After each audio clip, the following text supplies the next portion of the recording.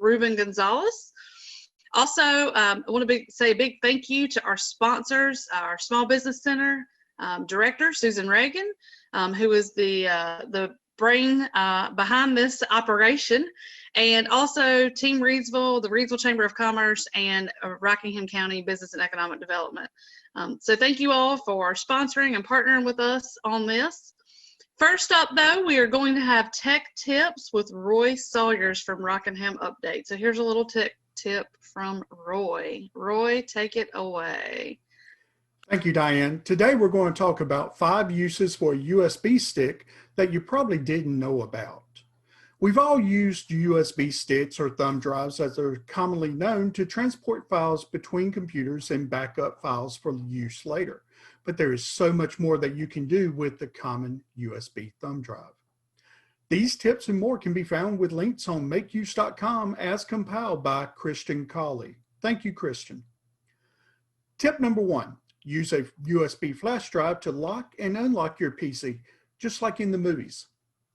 Do you want to lock and unlock your computer with a physical key like they do in the movies? With the free Predator tool, you can. Use the free Predator app. Predator turns a USB flash drive into an access control device, a key for your computer. When you leave your PC, unplug the USB stick and your computer will be locked. When you return, simply plug the USB stick back into your computer USB drive and your computer will be unlocked. It's like using the lock function in Windows, but you don't have to type your password in when you return. Tip number 2, run portable apps anywhere. One of the oddest things about software is that it usually needs to be installed. With portable apps, however, that isn't the case.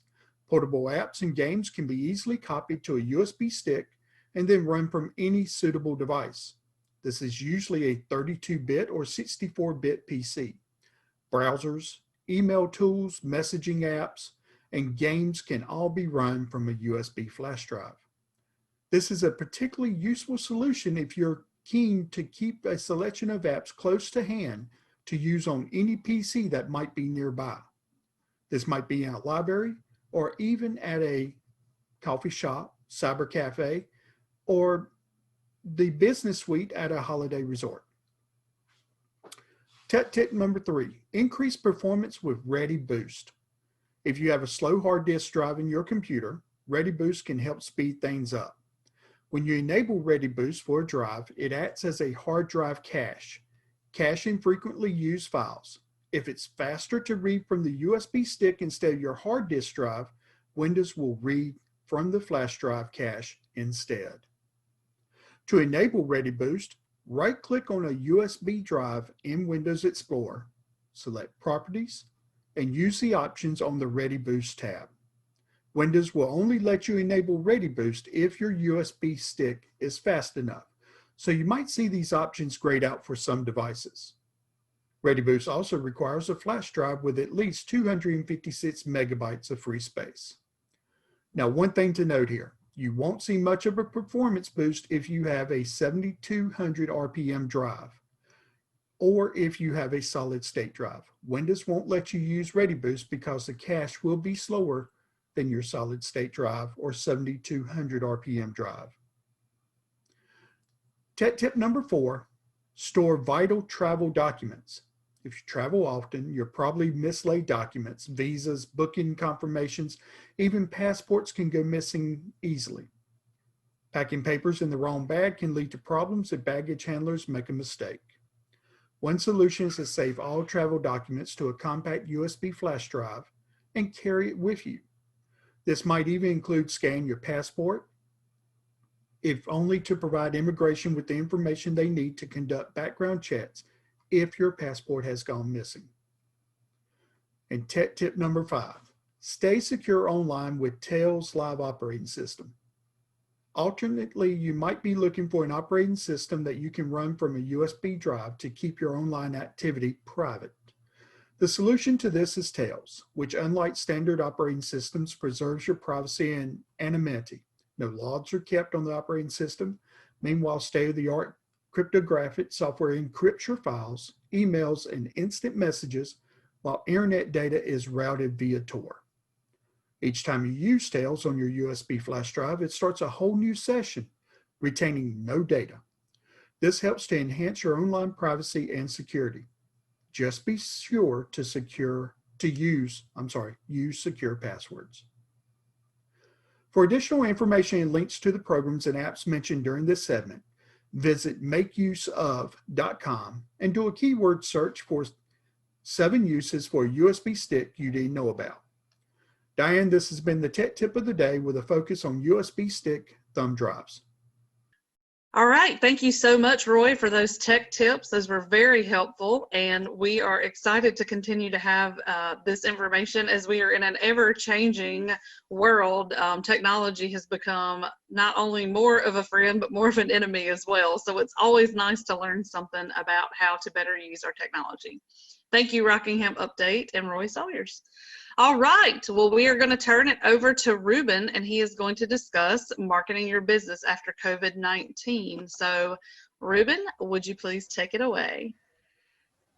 All right, well, thank you all for joining us. Yeah, we had a little blip there in my presentation, but we're back on, so welcome. Of course, this is brought to you by Rockingham Community College and the Chamber there, so thank you for tuning in. So I'm Ruben Gonzales.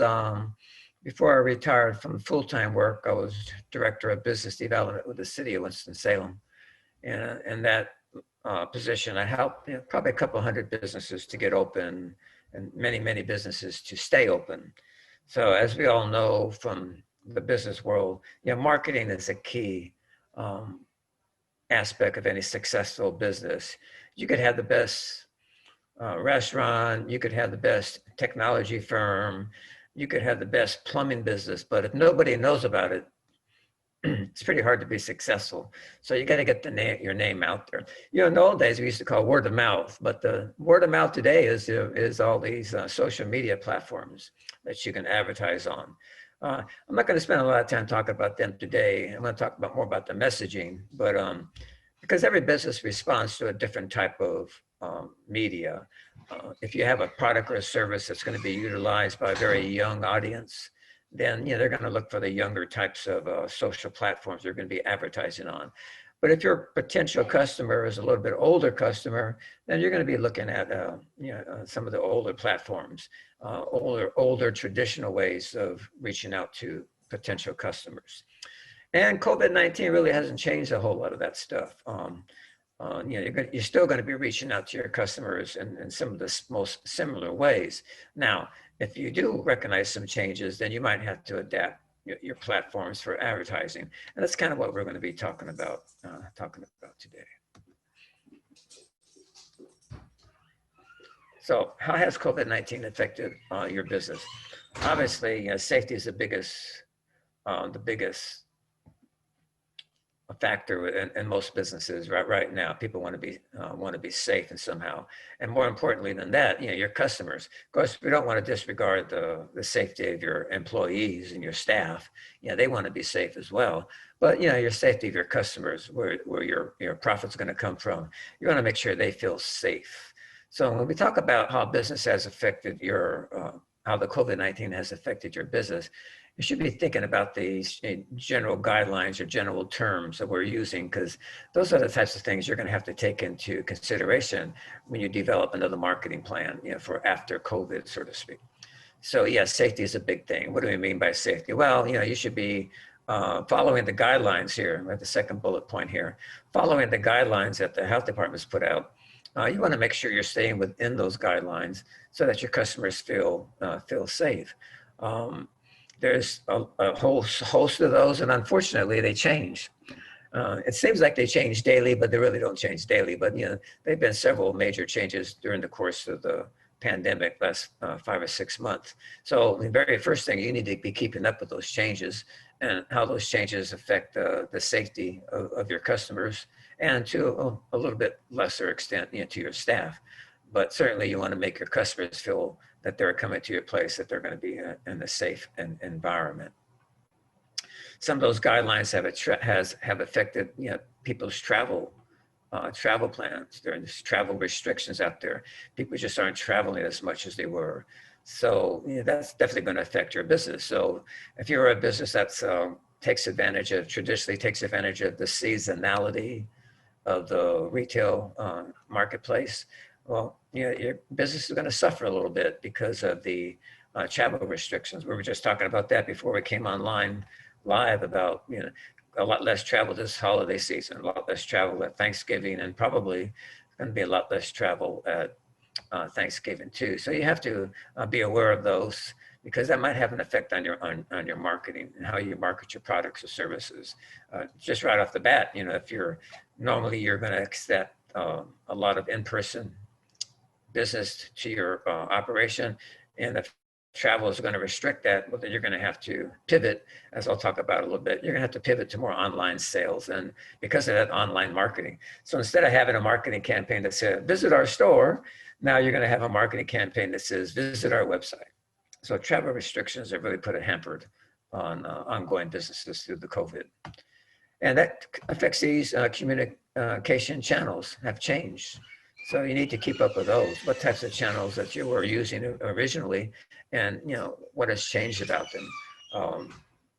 If you were on social media platforms, and you need to check on those, make sure you still have access to them, make sure your customers are still responding to those. So there's a lot of self-examination goes on when you start talking about these communication channels you've used. If you're maybe just the opposite. Maybe if you weren't traditionally using any type of a print media, but when things change, now maybe you can start using a print media, and vice versa.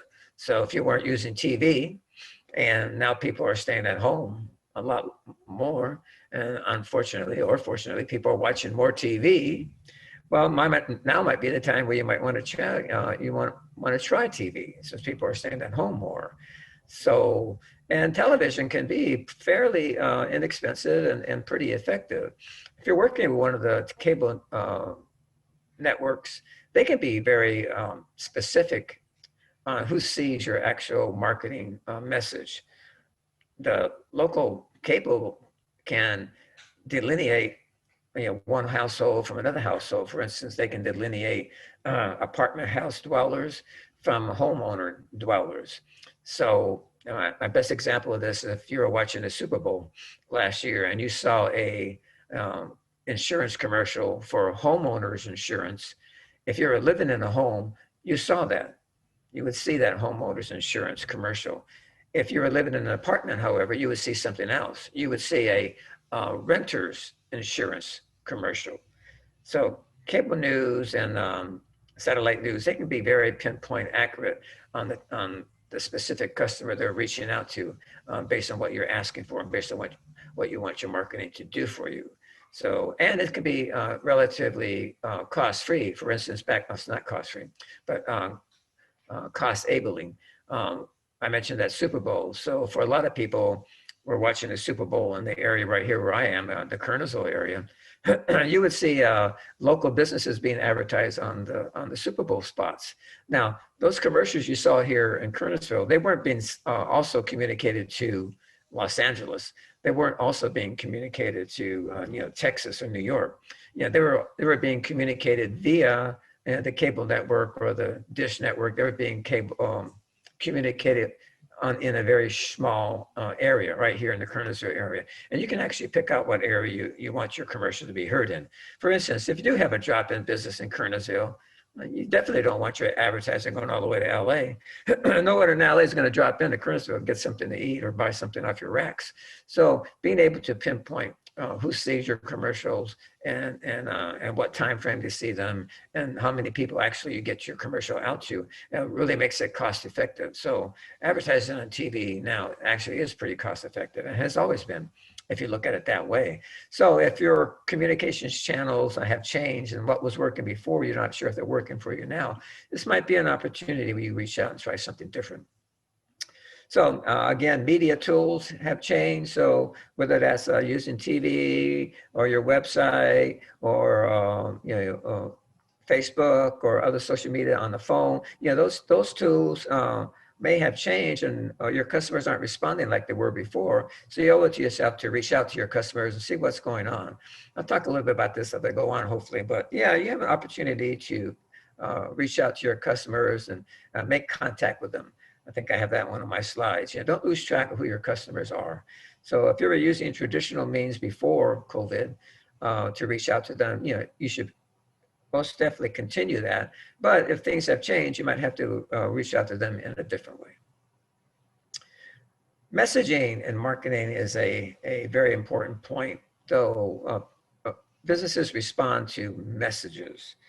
They respond to a message that presents some type of benefit that a customer gets from utilizing your business, whether that's buying a product from you or arranging for a service to be provided by you.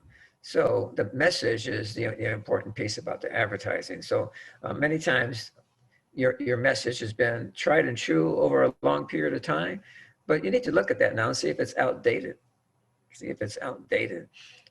For instance, again, if the dining in experience was a big part of your messaging, I mean, if that's what you built your marketing campaign around, advertising that you had a great fireplace with cozy tables and candlelight dinners and so forth and so on like that.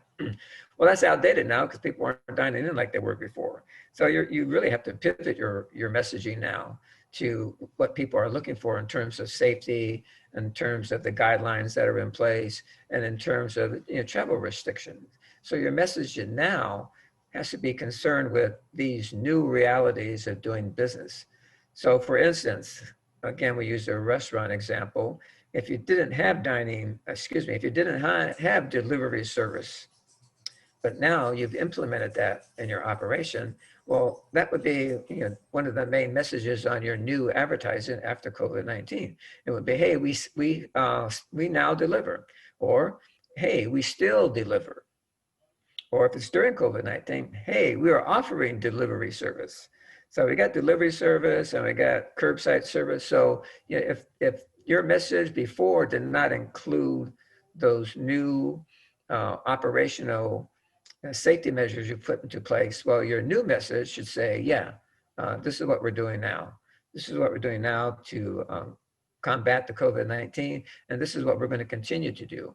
We were just talking about that, how the COVID-19 has made a lot of changes in business, a lot of changes in business operations that may never go back to the original way that businesses were operating before.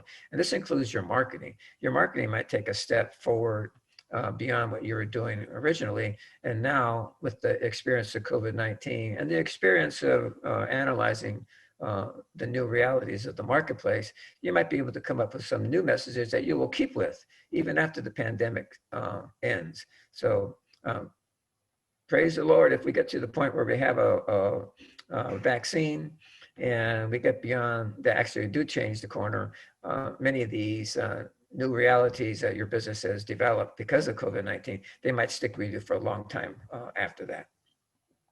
So you don't have to take it, the last bullet here. You can pivot to what the new realities are based on safety, travel restrictions, and adapt. Have your business adapt. Of course, you're the first person that has to adapt, right? You have to be flexible enough to adapt to what's going on. Just had a discussion about that just a little while ago about businesses that aren't able to adapt. They have a tougher time right now. So don't be that type of business person. One of the key personal ingredient skills that we see in successful business people is their flexibility. And you definitely had to be flexible during this COVID-19. Things are just not the same as they were before. So you have to be flexible and you have to be willing to adapt to what's going on. You have to be willing to pivot away from what you were doing previously and being able to adapt to the new realities of the marketplace. Sometimes that includes, be willing to make an investment in what you're doing. If any of you have been with me through the previous seminars of this series, I talked a lot about this investment that it takes. Any good business, when COVID hit, should have been well capitalized. Certainly should have had a capital reserve that you're able to tap into when it comes time to pivot or to adapt to the new marketplace. So you have to be willing to invest. Those businesses that are suffering the most right now are the ones that really don't have any room. They don't have any room for error, so to speak. Their cash flow is down.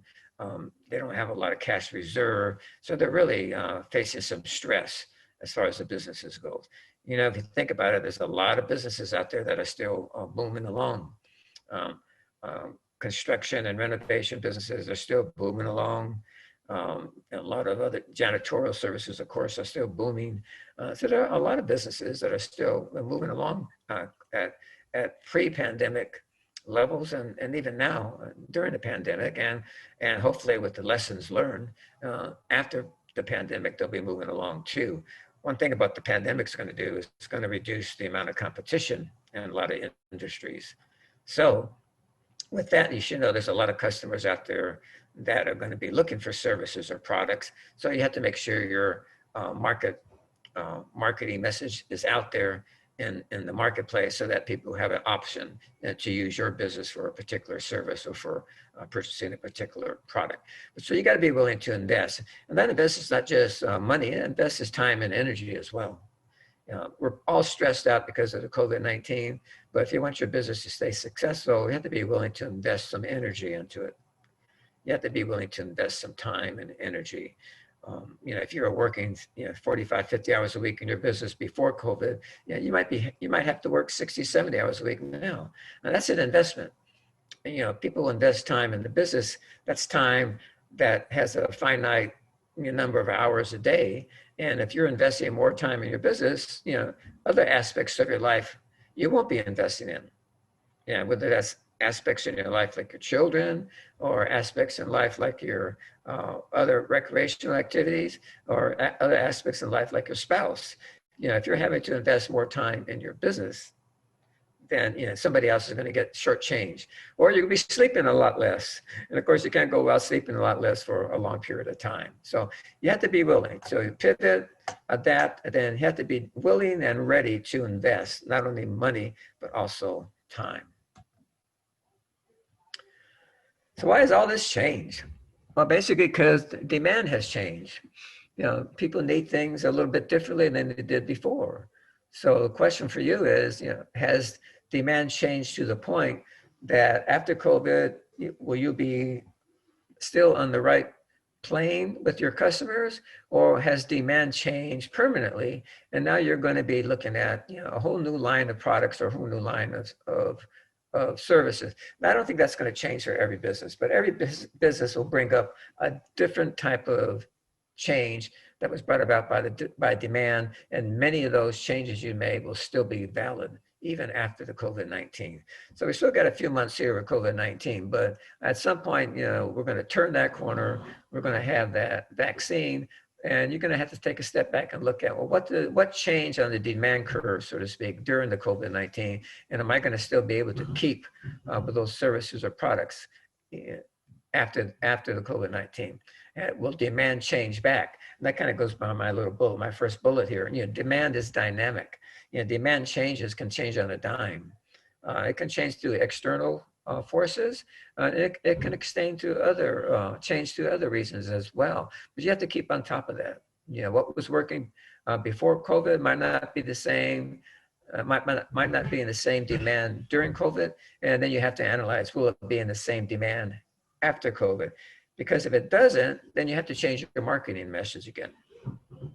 You have to be ready for that change in demand so you can come up with a new message. It's not going to help you be running advertisements or running social media blasts. You're talking about everything that you did to make a customer's life more safe during COVID. But now after COVID, you have to be ready to make sure you can change your marketing message again to more approach what's going to be the reality of the new marketplace after COVID. So demand is dynamic. It changes a lot. And it doesn't just change via a pandemic or another natural emergency. Sometimes it just changes because the market changes. So people get older, a product or service that's needed by a specific age group, that age group gets over, and sometimes so their demand requirements change a little bit. So you have to keep up with demand, make sure you have a handle on that in good times and in bad times. And demand, as I mentioned, responds to those changes. So before COVID, there was very little demand for delivery, or there wasn't as much demand for delivery service. But because the COVID changed the environment, demand increased in those types of services that could be delivered, or you could have curbside pickup. Now, whether you'll keep those after COVID-19, well, that's another dynamic of demand. If after COVID-19, demand for delivery or demand for curbside service falls off, well, then that might be something you can eliminate from your menu of services that you're offering. But that's something you're going to have to look at on a continual basis, because I'm here to say that with the COVID-19 realities of delivery and curbside service, I think many of those are going to stay with us even after COVID. Demand change just in a normal industry with normal industry growth. It's just normal industry growth. Sometimes demand changes. So you have to keep up with your industry as a whole. You should make sure you stay with the cutting edge of what's coming up in the industry. There might have been a pause here with industry change and industry growth because of the COVID-19 pandemic. But as soon as the light at the end of the tunnel shows itself, industry is going to move on. So don't get stuck behind the curve, so to speak. Keep abreast of what's happening. In fact, as I mentioned a few times, that this could be an opportunity for you to be prepared for these changes. You might not have had an opportunity before because you were just so busy in the day-to-day operation of your business. But now with a little bit of a slowdown, hopefully you have some time to look at where your industry is going. Not only for you to be able to plan for taking advantage of that industry growth, but also if you can put aside some needed investment capital that you might have to use to take advantage of where that industry is going to. I know it sounds incredible to be thinking about putting aside money when you're, when you're in such a pandemic. But as I mentioned before, a lot of businesses are. So don't get stuck in the demand curve of what's being expected right now from a particular business. You should be looking forward as much as possible to see how the industry is growing overall. And can you put yourself in a position to take advantage of that, what is just normally a normal industry growth and the changes in demand via industry-wide business. Now, within the industry, there are sectors. So you have to be looking at your sectors. What are the sectors doing within an industry? Are you seeing growth there as well? This is an opportunity for you again. If you haven't particularly capitalized on a particular growth sector before COVID and during COVID, if you're looking ahead to what the industry is looking at, what are going to be the fastest moving sectors within the industry, well, now you have an opportunity to think about those. You have an opportunity to prepare yourself to take advantage of those. You have an opportunity to position your business so they can in fact take advantage of those industry sectors that are changing as well. And that's a little bit similar to trends within an industry. Again, what's keeping up? What are you keeping up with as far as your industry goes? Make sure you're keeping up with what the latest trends are. Even if you don't bring something on board at the very moment, you want to make sure you still know what the latest trends are so you can plan for the future. Unfortunately, again, sometimes that planning is going to require an investment. Either it's an investment in new inventory, it could be an investment to meet new trends, it could be in terms of equipment, it could be in terms of staffing, and most certainly it's going to be in terms of your marketing message. If new trends are coming on board, make sure your marketing message is going to be aligned with the newest trends. Again, you don't want to be sending out old marketing messages that aren't going to be in line with the newest trends. Your customers are going to be aware of the newest trends. It's amazing to me how many customers actually start demanding the newest trends before a business owner will actually bring new services or new products on board. You should be ahead of the customer. You should be introducing the newest trends. Your marketing should be introducing the newest trends. Even before your customer knows that they're going to want those newest trends. You need to be ahead of your customers. Don't be lagging behind your customers. You know, if you don't have the newest trends, you're going to lose customers to your competition. Which brings us to this latest, this next bullet. You should be doing a competition analysis, competitive analysis. What's going on in the industry and what's your competition doing? You know, don't let your competition get ahead of you. Don't let your competition get ahead of you. So if you analyze the industry and you discover newest trends, and then you pivot as far as investment goes, and as far as maybe equipment goes, if you pivot and are able to provide the product or service that meets the newest trends, then that's going to be your new marketing message in your advertising. It's going to say, look what we have now.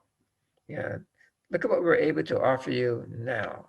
So yeah, your marketing message is going to pivot with the latest trends in the industry as well. So they're not isolated and separate and apart. You know, marketing is quote unquote married to the latest trends because that's what your customers want. So you want to let them know that you have it.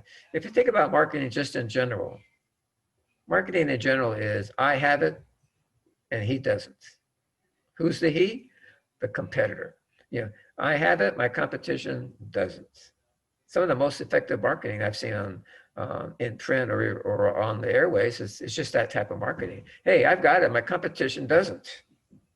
That's a pretty straightforward marketing piece, marketing message. So I've got XXX, the latest trends in the industry, and my competition, he's still styling the old stuff. You know, that's what it is. That's what it is. So keeping up with the trends in your industry will help you develop a new marketing message to capitalize on those trends. And then now all you got to do is get it out there. That edge that you're developing, that edge that you've discovered that separates you from the competition, that is your competitive advantage. That is your competitive advantage. And that's what your marketing message is built around.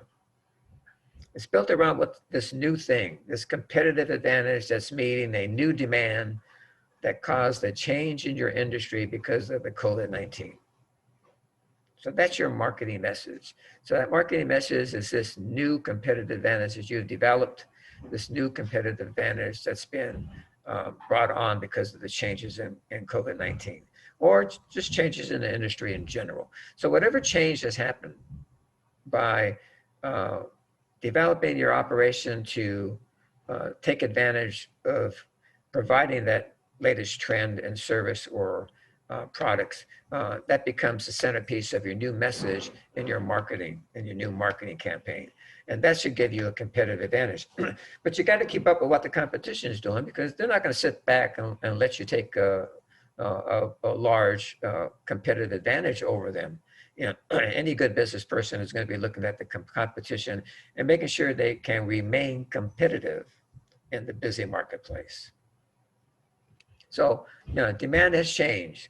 Let's get together and analyze what's going on in your industry so you can make a plan to help take advantage of that and how you can remarket your message to take advantage of those changes in demand.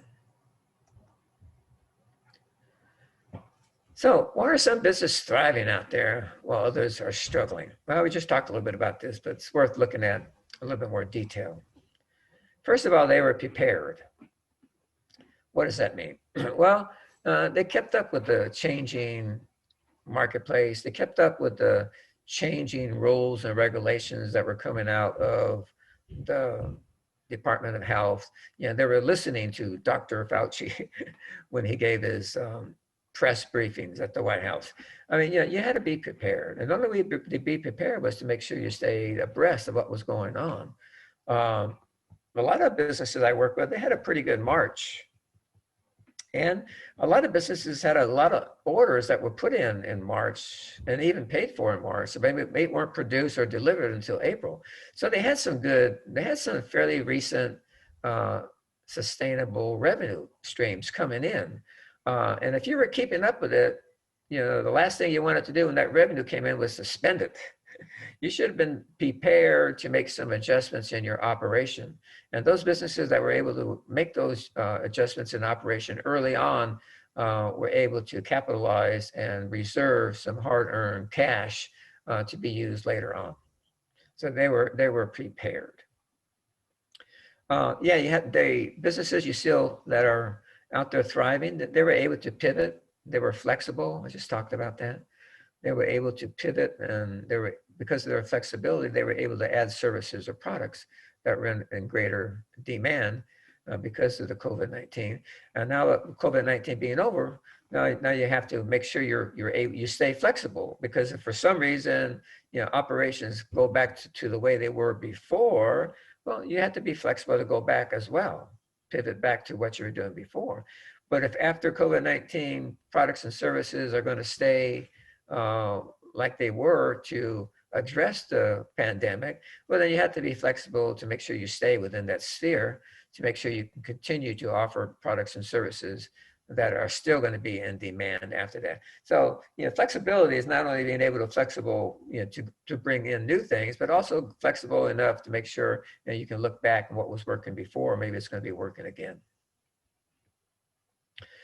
Businesses that are still thriving, they were able to add the new services that were in demand. They were able to add the new products that were in demand. That has a lot to do with flexibility, but it has a lot to do with the next bullet. They were able to have cash on hand. You have new services came into demand. There was a lot of questions about, well, did you have the staff to provide those new services? Did you have the necessary equipment to provide the new services, and so forth? Your big industry, big box stores and so forth, they were able to move right along without very much of a interruption in business, because they had the cash on hand. They could just do that. They could just hire more people. They could just put more janitorial services to clean their operations. And they just had more flexibility because they had more cash on hand. But even without having to rely on a lot of cash on hand, you should have been able to add services and products at minimal cost to meet some of the demands. You weren't going to be able to meet all demands. Not every business is able to meet every single demand change that was out there, but hopefully those businesses that are still thriving, they were able to meet quite a few of the new demands for services and the new demands for products, and that's why they're still thriving out there. Yes, this has a lot to do with the cash on hand, for most definitely. It makes it a whole lot easier if you have that cash on hand. But as I mentioned before, any good, well-managed business should have some operating capital on hand, so that they're not caught short when a time comes to get more products and get more services on your menu. And they were able to change their platforms. They weren't married to one single platform. When demands change and customers changed the way they were shopping, they were able to change pretty quickly. Maybe they were already on several different platforms, so they didn't have to create a brand new platform. All they had to do was direct traffic to the most useful platform for their customers.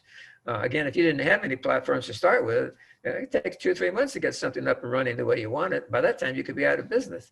So again, being prepared way ahead of time, might mean having several marketing platforms that you've used in the past and that you're familiar with. Now, marketing platforms don't all work equally, but being familiar with the marketing platforms would enable you to pivot toward that platform that during the COVID may have been the platform that customers that were responding to more regularly.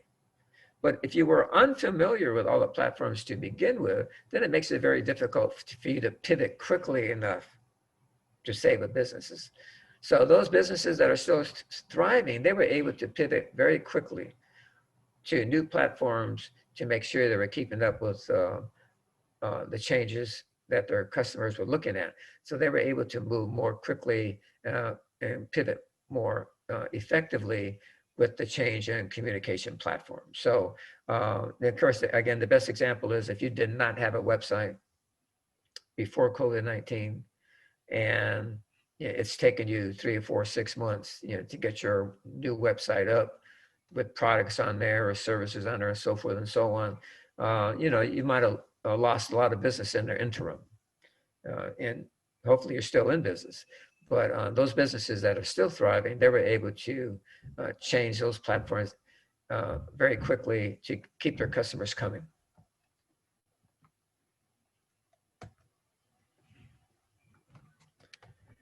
So the marketing message for all marketing campaigns and all businesses is a benefit that you're selling somebody. It's a benefit that you're selling something. So again, we had a benefit that was probably in demand, hopefully was in demand for your business before COVID-19. Then you pivoted to a product or service that was going to offer a real benefit to your customers during the COVID-19. And now you're looking ahead to what are you going to do after COVID-19? Again, many of those same products and services you developed during this last few months during COVID-19, and hopefully they're still going to be in demand. But if not, is there going to be a new benefit that you sell? Yeah, businesses are successful because they sell benefits. People use the products or they use the service because of some benefit it offers them. Many times the benefit is the convenience. Many times the benefit could be selection. Many times with the COVID-19, the benefit was safety. But whatever this benefit you were pushing before, the benefit you were offering during, you have to analyze now and say, is this benefit going to be the benefit people are going to want after COVID-19, or will I need to develop a new benefit? So what is the benefit customers get when they use your service? So again, we had a benefit you were selling before, or a benefit you are selling now during, and looking forward to after COVID-19, what benefit are your customers getting when they use your service? It may very well be the same, but you have to analyze that and make sure, because that leads us to our next bullet point here. So what is your new message? What is your new message? Is your new message going to be, we still have the best prices in town? Is your new message is going to be, you can still get that here, nobody else has it? What is that new message going to be? It could be based on a couple of slides ago, we had all these changes in the industry. Your new message could encompass one of those. So yeah, so if you're going to have a new benefit, then you might also have a new message.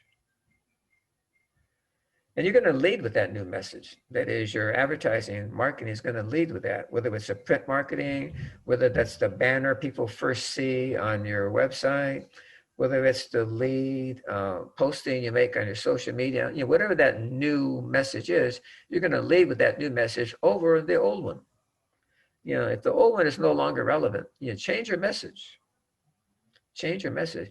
And even if your marketplace is falling back to a product or service you provided before, you still want to crouch that new message, you still want to crouch that traditional service or product you were selling in a new format, in a new message. You want to take advantage of something that's new. So yeah, you should have a new message, and you're going to lead with that new message over the old one. Now you could prepare 2 or 3 messages for sure. It's hard to predict, what's the newest trends are going to be and what's going to work best for you and so forth. So yeah, you should prepare 2 or 3 messages, 2 or 3 messages. So if you have 3 messages, and you rotate these messages. So whatever you decided you're going to get the word out on for what benefit is, it'd be nice if you have 2 or 3 of these. So one month you might run message A, the next month you might want to run message B, the next month you might want to run message 3. And then the month after that, you start all over again. 2, 1, 2, and 3. So you can get these 3 messages out there. Hopefully you have an opportunity to have 2 or 3 new messages based on new benefits that have been brought about because of new demands. And if you have those, then you can create 2 or 3 messages. And then be ready and keep records about which ones are working. You measure your advertising. Just don't throw your advertising out there without any opportunity or without any framework in place to measure what's going on. So you measure the response you get from message number 1, And the next month, you measure the response you got from message number 2. The third month, you measure the response you got from message number 3. Then you compare. If you have to go another 3 months, do it again for another 3 months. Eventually, you'll come up with the message that's bringing the best results. And with that evidence in, then you can trim your other messages back and concentrate on the one message that's bringing the best results. And what is that message? That message is what new products or services you brought on board that's going to make your customer's life easier. That's the real benefit. So make sure you're able to measure. Any good solid agency out there should be able to offer you different ways to measure your different advertising. If you're buying advertising for somebody and they can't measure it, don't buy it from them. You have to be able to find a way to measure your advertising, or how do you know it's working? And you also have to be consistent. You know, when you get a number back on something, the number standing by itself really doesn't mean anything if you don't have the previous number. You need to have the previous number so that you can have something to compare it to. So keeping records of what your advertising is doing, keeping records of what your marketing is doing, enables you to make the decisions later on whether you're going to stick with something or whether you're going to change it to a new message. Yeah, stay in touch with your customers, motivate them, get them to do something. So the first one here, visit the store. That could be your online website store. It could be a store that you still have open and you are practicing social distancing there in some format. Maybe you're offering free masks when people come in. There's a lot of different ways you can set up your store according to the guidelines. But yeah, you have to stay in touch with your customers, motivate them to do something, motivate them to give you a call, check on your latest delivery, text you, send out text messages, write in for more information, fill out a coupon. That's one of the tried and true ways that people measure advertising. When they say, fill out a coupon for a particular product or service, and we'll give you a discount, or we'll give you a free one, for that matter. Enter a contest. You run a contest. I haven't seen any lessening of marketing campaigns out there as far as contests go. Contest is one way to drive people to your website, keeps you in touch with your customers, and rewards your customers, your most loyal customers, by giving them an opportunity to win something. So stay in touch with your customers. Keep them motivated to visit your store. Of course, you got to give them a reason, right? So the big reason is, do you have a product or service that's in demand and that they really want? So stay in touch with your customers. Let them know what you have. Let them know that you're still in business. Let them know that you're still available to make their life easier in some fashion. All right. But all we have for tonight, as they mentioned, this afternoon, as they mentioned, the program will be available for on recording. So if you didn't catch it all, or you want to pass it along to some of your friends, we'd be happy to if you contact the chamber. They'll be happy to let you know exactly when that program is going to be available. Well, Diane, I think that's about it from here. Are there any questions out there?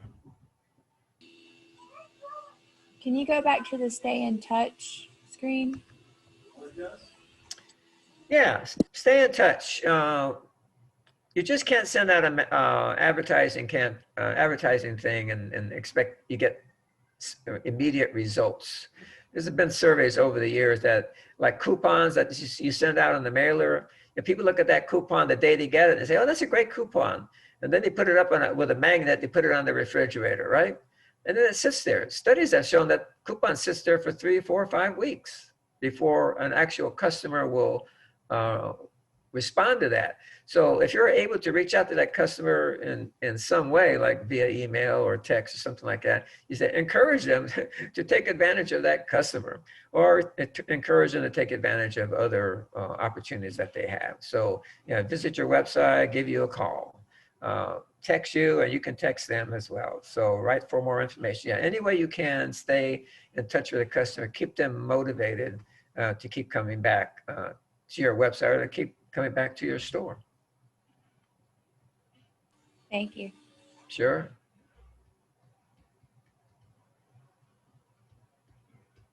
I'm real big on contests. I like running a contest. People can do it online. Draws a lot of people to your website, which is it's designed for, and people like to win. People like to win a contest. My advice on contests is to have more than one prize. Just don't offer a first place prize. Offer a first, second, and a third place prize. And the prize does have to be worth something for people to enter. But here's the trick on contests. If you run a contest, make sure you're offering something that you have, something that you're making, or something that you already sell. That way the actual cost of the prize will be limited because you already have that on hand. So if you're a restaurant, you offer free meals. If you're a janitorial service, offer free cleaning, and so forth and so on. Don't go out and buy something from someplace else to give away as a prize. Always give away a prize. Hopefully that's something you do already that will keep the cost of that prize down. All right. Here's the contact information from everybody who's involved today. Diane Sawyer with the Chamber, Susan Reagan with the Small Business Center, Anna Mark, Rockingham County Economic Development, and Jeff Garska with the City of Reidsville Economic Development. So everybody's available. Here's all their websites and email addresses. Here's my email address, businessplanforstartup@gmail.com. And any of us will be happy to discuss any concerns you have. And if you just want to chat, send me an email. I'll be happy to respond to anybody. All right, well, I don't see any more questions. Diane, are you out there? Yes, sir. And I don't see any more questions either. I think we got it covered. So once again, Ruben, great presentation, and we thank you. And everybody, this will be available on the Chamber website and on Rockingham Update and the Chamber's social media platforms, probably in a week or so. So thank you all so much for coming. It was great to have you, and great presentation. All right, we'll see you all later. Bye-bye.